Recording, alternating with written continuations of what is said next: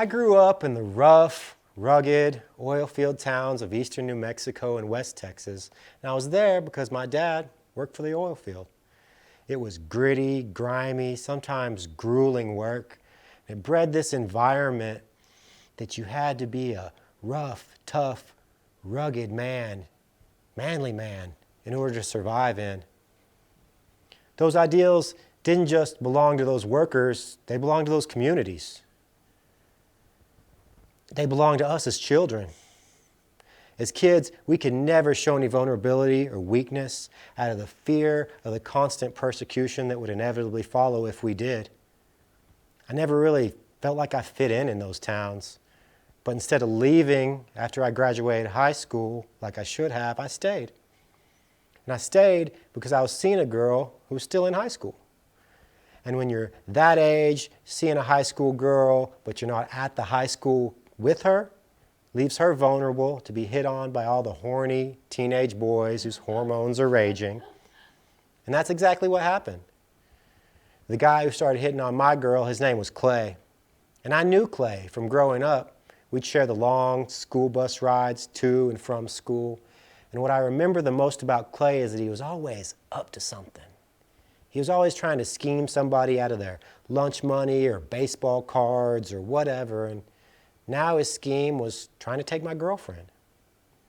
I was having to hear, Clay's so funny, and Clay said this, and Clay said that. And I was like, I'm tired of hearing about Clay. And this went on for a couple months.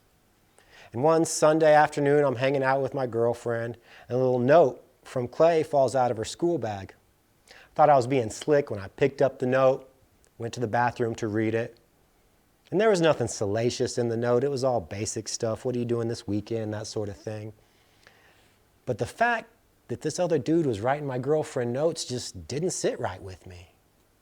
So I left her house, started on my way home to my parents' house where I lived at the time. And we lived about 15 miles outside of town, out in the country.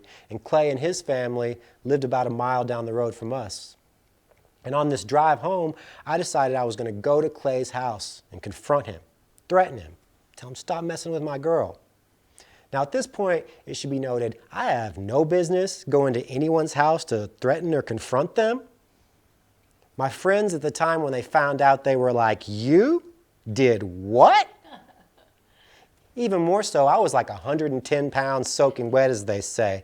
I was 2 years older than Clay, but still smaller than him. I remember thinking this dude could easily whip my ass. His dad could shoot me. Anything could happen.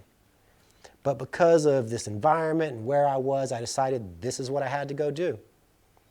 Clay's family had this big metal sign with their family name on it at the entrance to their property. And I remember seeing this sign on trips into town growing up. But this was the first time I passed underneath that sign, pull into the driveway, I go up to the front porch, I take a deep breath, and I knock on the door.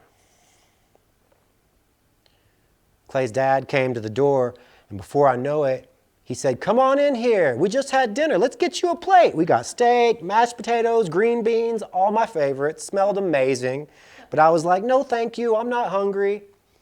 At that point, his mom chimed in, "Well, if you're not hungry now, you will be later. Let us fill up a Tupperware with food. You can eat it when you get hungry later. You ain't got to worry about bringing the Tupperware back." But I was like, no, thank you. Thinking to myself, I'm just here to threaten your son, ma'am. Eventually, they relented. And Clay's dad led me down the hallway to Clay's room, and he opened the door. And I remember seeing Clay sitting there in this beanbag chair. And as soon as he saw me, he had this shocked, surprised look on his face. The type of look that said, "Oh, crap." He knew immediately why I was there. And he said, "Let's go outside and talk." So we did. And I may have not understood that I wasn't the type of person to go to someone's house and threaten them, but I was definitely the type of person to have rehearsed what I was going to say in this situation over and over in my head. So I had this pre-rehearsed speech for this moment, and I said it to Clay. And I don't remember exactly what I said. It was something along the lines of, just leave my girlfriend alone, stop talking to her. And then after that, I started saying these words that just seemed to kind of come over me. They didn't even feel like my words. And I do remember what I said then. I said, listen, man, it may not be tomorrow, next week, next month, next year, and it may not even be me. But if you keep this up, you're going to get popped. And Clay's reaction was one that I've noticed that liars will often have, and that they're overly cordial and overly agreeable. He was like, yes, sir, whatever you say. So I left. I went home, and I remember thinking, get popped? That's not a phrase I've ever used before in my life. What does it even mean? Does it mean to hit someone or shoot someone? I'm not going to be doing either one of those things. I was confused by it all, befuddled, and a little bit hungry. So I popped open that Tupperware and I had that steak dinner. It was really good. And as I'm eating it, I'm thinking, this is the type of person I'd rather be, the type of person to go to someone's house and break bread and share a meal with them, not the type of person to go to someone's house and confront them or threaten them. And I thought even more about that moment on that porch. And what I was saying to Clay, and what I was really saying was, you don't want any part of this. But I wasn't just saying it to Clay, I was saying it to myself. I didn't want any part of this style of life. And that moment, to me, always felt like a catalyst. It was because of that moment, I eventually broke up with that girl, moved out of that town, went away to college, had kids, grew up. I didn't think about that moment often, but every now and then it'd pop in my head, and I'd think, that's such a crazy thing to do, to go to someone's house and threaten them. A lot of time went by after that, over 20 years, and I found myself back in that small town at my parents' house visiting, and they had a copy of the local newspaper. And on the cover of the newspaper was a big picture of another guy I'd gone to high school with, whose name was Sean. And the name and the age lined up, but the picture just didn't look like the Sean that I had remembered. His face looked haggard, grizzled, and he had this blank stare in his eye. I recently reconnected with another old friend from that time who stayed in that town for longer than he should have. And he did those oil field jobs, and he told me that more often than not, the long hours of those jobs would lead people to do hard drugs to stay awake in order to do the jobs.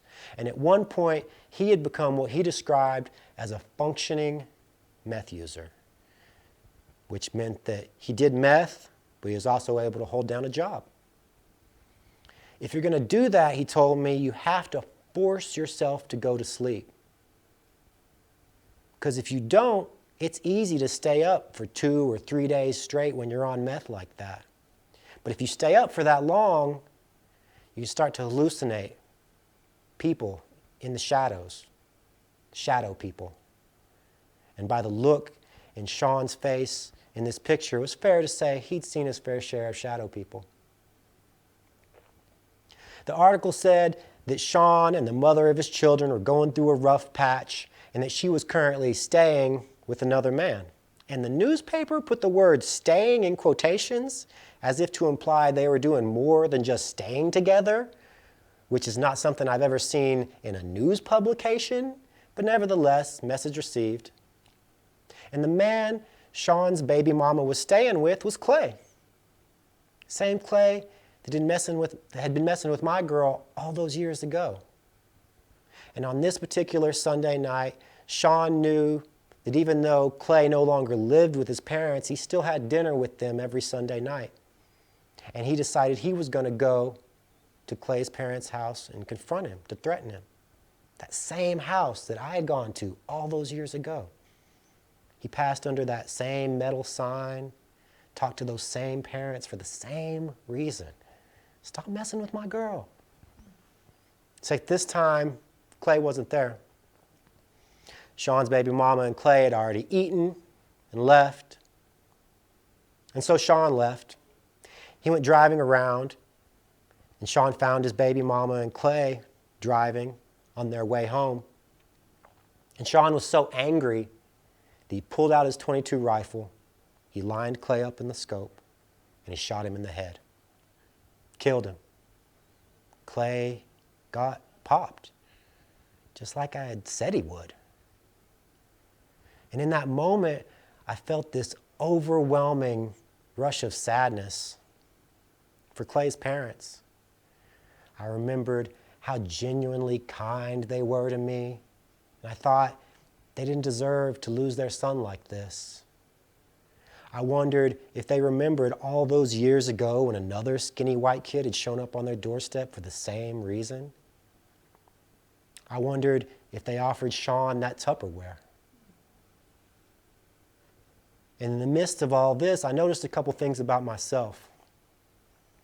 First was I didn't really feel sorry for Clay. And the other was I couldn't help shake the idea that I was somehow part of this story.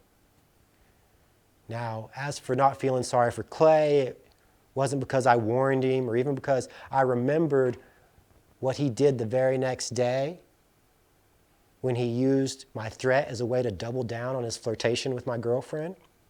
But it was that exact very moment that was the catalyst for me, was the catalyst for him.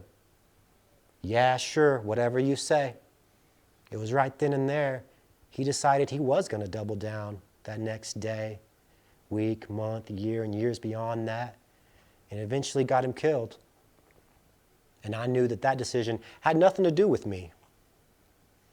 And as for me being a part of this story, this parallel upbringing that I shared with these guys, and even feeling a bit of the anger that Sean felt the night when he murdered Clay, I saw what my life could have been, but isn't.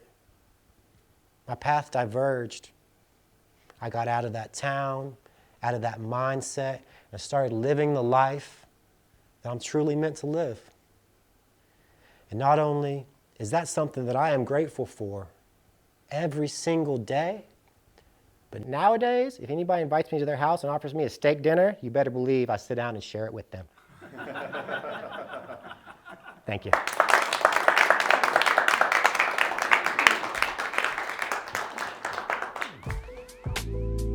Thank you for watching the best of the Duke City Story Slam. For more information, or if you have a story you'd like to tell, visit our website at storytellersofnewmexico.org/Duke City Story Slam. Or scan the QR code on your screen.